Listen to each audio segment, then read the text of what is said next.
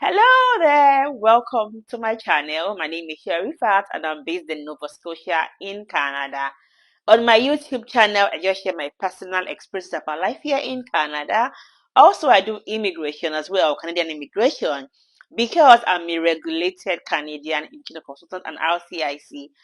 I help you with your visa applications to come to Canada for study, for work permit, for visits, permanent residence, and also school admissions as well. So if you need any of these services, please hook up with us at Green Tulips and we'll be more than happy to assist you with any of those, okay? In this video today, I'm talking about choosing a program for yourself, whether it's the program you want to come and study or even the program level, which means like the program could be, say, for example, say nursing, carpentry, law, like that. And then the program level in terms of the master's you're coming to do, a college diploma or a postgraduate diploma. So people get stuck as to what to choose in terms of their program and the program level that they want to come study at. So some of our clients are going to always ask us, oh, can you please recommend this program for us? Should I do a master's or a college diploma, a postgraduate diploma, or get a certificate? What should I do? And our response is usually that you are in the best position to decide what program you want to study and what level. There are factors that you should consider while deciding what program level to go into. So just to talk about that briefly, and I hope I'm able to shed some light on that, and I hope it can help you make your decisions as to what program or what program level to come study at. Let's start with program. I always tell our clients that you are the one coming to study.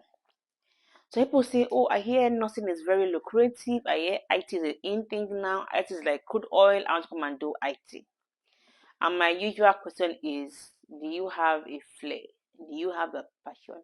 Do you have interest to study nursing or IT or whatever course you want to come and study, or law or carpentry? Do you know what it takes to do this program? It's not about, oh, you hear it's lucrative, then you want to come and study it. It's much more than that. Because when you start this program and you're not able to cope, you cannot graduate if you don't pass your test, your exams. You cannot even get PR if that's your end goal. So choosing a program is much more than whether the program is lucrative or not. Of course, it's a factor to consider as to whether this program is lucrative, is in demand or not. But much more than that, you should also have interest, even if it's like a little bit of interest, that should be in place before you even decide to go for that program. I know of people who are struggling in their nursing program because nursing, for example, is not, I mean, a lot of programs are not easy, but I'm not using nursing as an example. Even carpentry, even bricklaying, even law, even things that you think are even basic. Some people struggle in those programs. So you want to be sure that this is what you really want to come and study. Because it does require you to be able to pass your tests, your exams, and then graduate with the even with the bare minimum. That's very important. So you can get your work permit and then permanent residence, as the case may be. This is my personal opinion. It's not like rule or anything like that. And please don't quote me. Let me put a disclaimer. This is not professional advice, just a general video expressing my opinion and my experiences as to what can help you decide what you want to come and study in Canada. So for me, like, one of the things that's on top of my list to consider when choosing a program is the interest you have for this program. That's one. Another thing is also, have you read about this program? Do you have an idea of what it entails? Even if you don't know everything, you have an idea of what it entails to start with, right? That's one. So it's much more than just saying people are doing it in your come and doing it. Please be sure that this is what you want to do before you start it. Okay. So that's for interest. Another thing I'll talk about is also the school requirements for admission. You may like to do nursing. You may have the interest for nursing, but do you understand that there are requirements for admission in terms of prerequisites, your average score, your previous education? If in some programs you need a previous degree, for example, if you have to do a master's in, say, architecture, some schools need you to have a BSc in architecture in your previous degree. So if you want to come and do masters in architecture, it might not work because some schools would not grant you admission because you don't have what it takes as a prerequisite to get admission. Yes, so read up about the requirement and know that you do meet the requirement or even surpass it. That's so. Let me move on to program level. When it comes to program level, some people are stuck as to whether to do a postgraduate diploma or a master's. I just run you through some pros and cons. Some people say I want to do a master's, by hook or by crook with master's and nothing else. And I always ask them, you have to meet the requirements first if you can even get a master's admission. And most schools in Canada would not admit you for masters except you have at least a second class upper division. So if you have a second class lower division and you see you want to do masters by hook or crook, and you want a particular school, for example, a particular program, you might just be there waiting and endlessly not get admission. Some schools consider people with second class and lower division for sure, but it then means that there are many of you justly for that spot in that school because most schools don't admit people at second class lower division. Some schools admit people with lower division, but I'm saying that most schools, particularly high-ranking schools, would not admit you with a third class or a second class lower division for a master's program. So when it comes to getting admission, it has to do with the requirements for that school or for that program itself. As a matter of fact, some programs even have higher requirements than some programs, right? So even though they are in the same school is offering say two programs. Program A might have a higher requirement than program B, right? In terms of maybe your score, your CPGA, and things like that. So requirements is something you should also consider when looking to study at a particular program level. For example, masters, it's higher than all these other diplomas. So because of that, they have higher requirements. For example, you must have at least 2-1 in some programs, in some schools, maybe 70% or higher. But with a regular college diploma or a postgraduate diploma, you can get like maybe 5%, 60, even 50 in some schools as well. So between 50 and 60, you have a chance of getting a PhD admission, right? In some schools. So these are things that you have to have, to consider, even though you really want to do a master's. The question is your CPGA, enough to get you admission? Another thing we also encourage our clients and even people generally to consider is their primary reason for coming to study in Canada. Some people's primary reason is to come and study and get a foreign education. That's their primary reason. Some people's reason is to study, yes, but honestly, for them, it's a means to an end. So maybe somebody is looking to get a permanent residence in Canada and they are not like meeting the requirements of permanent residence. They could come study as a means to an end. And this is not against the law. It's not it's a legit reason to come study here. Because even if you say that's your goal, that's your PR is your end goal, you still not go. You are going to get your degree when you finish, when you graduate. So it's not like that will go to waste or you not pay school fees. So you're going to pay school fees. You do all the things you have to do as a student because getting PR is dependent on you being a successful student. So you must pass your exams, have good grades, get work permits, get the experience for work, get work experience, and then apply for PR. So it's not like even though your goal is to get PR, then every other thing will not, be in place. So somehow, your primary reason is also study. So if studying is not your primary goal, then you are not bent on a particular program level.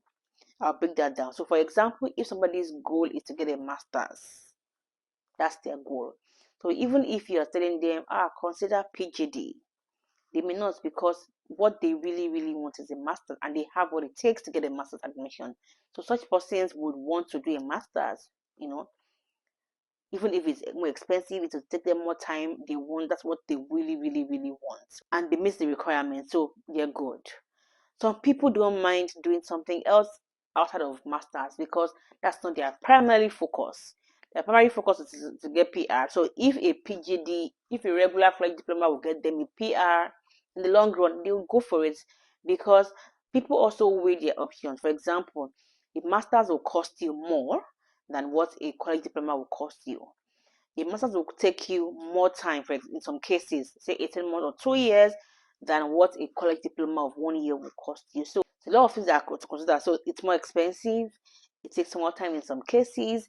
Another thing is a master's program is more rigorous most times than a regular diploma, like in a college, for example, in some cases, right? Because some college diplomas were quite hard.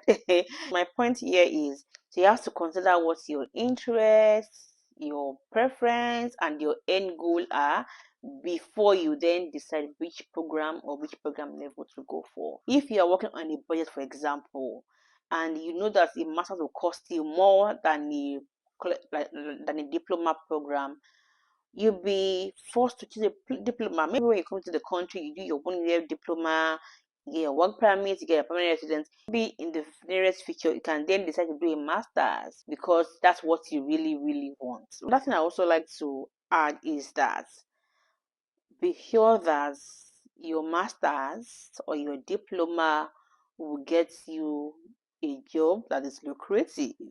Another thing to also consider is you have to also understand the markets. You have to also consider the programs that are in demand. Because if you say you have a passion for, say, for example, let me look for something more very common, maybe say a passion for chemistry, for example, and you come and do a master's or a major in chemistry. Do you have opportunities for job in chemistry? Maybe they are, but they're not very, very popular. Maybe I'm just using that as an example. I have no idea what the chemistry market is, right? Just see that as an example.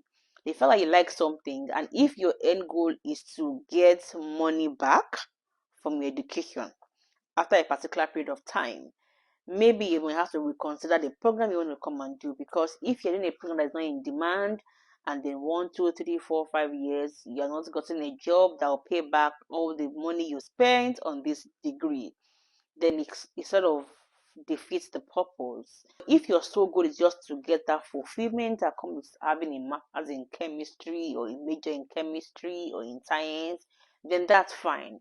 But if your goal is to get money back, then you have to consider the programs that are in demand, for example, that aligns with what you like as well. So in demand and also interest also like has to come in together somehow.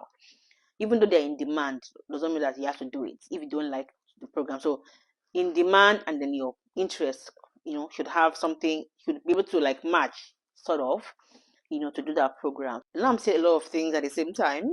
I hope you get my drift. Because honestly, when it comes to choosing a program and program level, it's not always a one who fits all.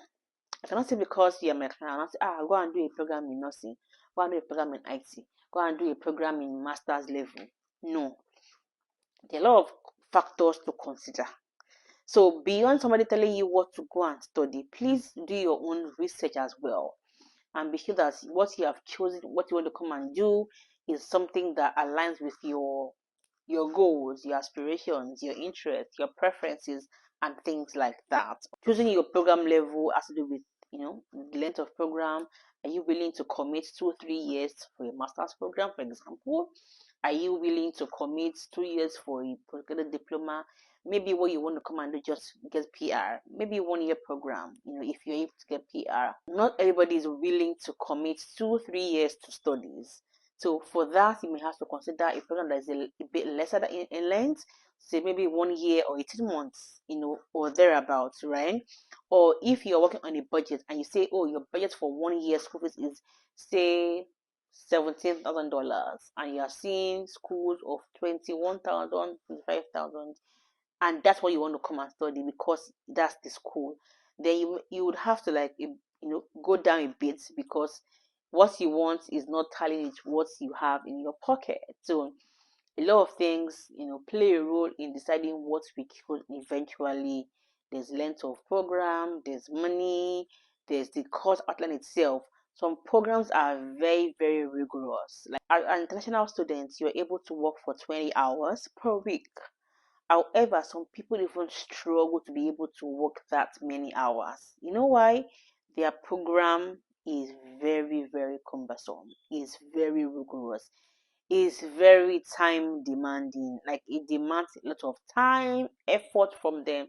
So even these 20 hours that they are allowed to work, they're not even able to make up that 20 hours because a lot of the time goes towards study, tests, assignments, projects, coursework and things like that. So consider that as well. So if your goal is to work and pay part of your school fees, then choosing a program that's very rigorous might not really work because you have little or no time to be able to work, make money, and pay your school fees. And school fees is very important to be paid. So my point here is that there are a number of factors that you have to consider to decide the program and the program level. So do your research. I cannot tell you and say go and do a program just by looking at you, or even if my clients. And when it comes to choosing a program, also be very careful because you're going to apply for a visa, right? If you are doing a program that is outside your first degree, outside of your work experience, then it calls for you to be able to explain and justify very convincingly in your letter of intent that even though you're coming to do a program outside of what you did previously in your first degree or what you do as a job or business, you have to make it make sense. Let's say, for example, you have a BSc in pharmacy and then all for the past 3-4 years you've been working as a banker. They are coming to come and study a program in maybe a diploma or a master's in geography. You see how far-fetched that is from pharmacy to banking and then to geography. Even though it's allowed to deviate, it's allowed to go outside these two things, outside your past education and your work experience, but you have to explain to the visa officer that, yes, so I'm coming to do geography because of XYZ. People get visa refusal because the officer says, oh, this person has a BSc in XYZ, he has worked in ABC, then he's coming to come and do OPQ. Like, there's no correlation in these three things, and that could be a reason for them to deny you your visa application. My point is, it's allowed to choose a different program, but you have to have a convincing letter of intent to justify why you are deviating totally from your education and from your work experience. Okay, and even if you are doing something similar to your past education and your work experience, you still have to make a convincing letter of intent as well. Let me also add something to when it comes to masters admission. When it comes to masters, there are different levels of masters. Some are research based, some are course based. Research based could need you to have a portfolio, get recommendation from your past lecturers, a lot of things, are expected of you when it comes to research-based master's programs than a course-based master's program. So my point is, even masters, have, levels. Even PGD has levels to it. Some schools will say if you don't have 70%, you cannot admit for a PGD. Some are good with 50%. So all these things, have a role to play. So when people come to us and say, oh, they want admission, you'll be like, you just apply to a particular school. It entails much more than that. It's not a one rule fits all. You have to understand, what do you have? What does the school asking for? Do you have it? Do you don't have it? So a lot of research, because admission is like the first thing you must have to start with. Without admission, you cannot get a visa. So admission is very, very crucial in this process of getting your visa, your study permit, right? So it's important you get the admission right. There's something I also like to add in this video, and it has to do with doing a program that is not eligible for postgraduate work permits. This has become very, very common these days. People will come and say, oh, I saw in school, a private college, they are offering me work placement when I graduate and all of that. I'm not against these private colleges. I'm not against you doing those programs, but just be aware that you are stuck with this school. You are stuck with this work placement. Without that placement happening, you're not able to get a job most times. So honestly, if I have my way, I would strongly recommend that you go to schools that are eligible for postgraduate work permits. You're not stuck in a particular place or school that without them, you're not able to navigate your way in the system. because without work permits, you're not able to work. You cannot pay your bills. So please be careful about these schools that tell you they'll give you work placements. I have no issues with them. I'm just a bit concerned as to you not having options. In life, I try not to put myself in a fix and say, without this one, I cannot go. Like, I like to have options. So if this does not work, I'm going to go here. And honestly, I think that's a safe way to live than having all your eggs in one basket. Because with a PGWP, that's a work permit, postgraduate work permit, you have options to work for any employer you like. But these schools that don't offer you this and say they'll give you work placement, you are stuck with that employer, with that school arrangement of getting you work permit, getting you work placements rather. I really don't think it's worth it to be stuck. And these schools are not even cheap. Some of them pay as much as 15,000, 17,000, 12,000. Why not go to a school with that same amount that will offer you work permit upon graduation? Why get into private colleges that, you know, I'm saying this because I've had like 3 or 4 people reach out to us and say, oh, we are stuck. The school is not helping. They are saying, that's not what they promised us. They are saying if you can do it ourselves. They are saying this, they are saying that. Leaving these students hanging after paying so much money, spending a year or 2 or a couple of months, in your program, and then you leave them stuck, kind of. So if I have my way, I always tell my clients, please try and go to a school that offer you postgraduate work permits. It's safe for you. You don't have to put yourself in a fix. It's not worth it, honestly. So a summary of my video is that there's not a one fit all when it comes to choosing a program and program level. Don't say because my neighbor said that nothing is selling, is lucrative, then I must do nothing. I have people who are struggling in nursing, and without you graduating, you cannot get work permits. You cannot get your permanent residence that you are looking to get. Even nursing is not even easy to even get admission. So people say, "Oh, IT is the in thing now. I've told to go and do IT." Maybe they don't even have any prior education, any prior work experience, any interest whatsoever in IT. But because they've been told that IT is in demand, you come and do it and they get stuck. Please don't put yourself in that fix. I'm not saying that you cannot learn from the scratch. You can learn from the scratch, but it has to be an element of interest in that program to start with. That's my point here. So yeah, you have to hear this, and like I said before, this is not a advice, professional advice. If you're willing to think, go to, and I wish you the very best. Okay, bye.